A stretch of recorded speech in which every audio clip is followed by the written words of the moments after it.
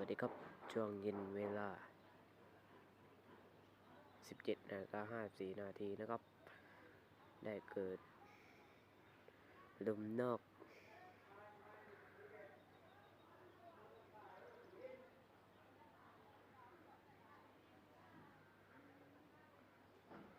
มันกำลังมุ่งหน้ามาทางนี้นะครับ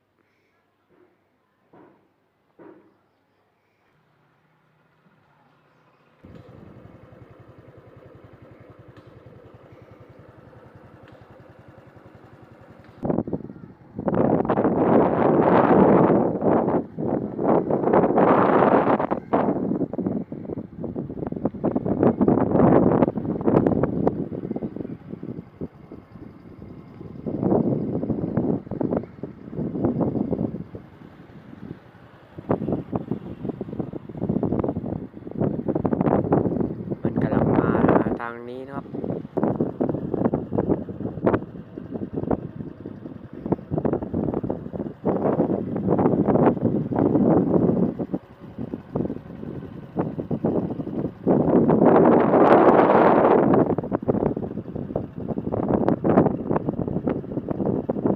ขอจบคลิปเพียงเท่านี้นะครับ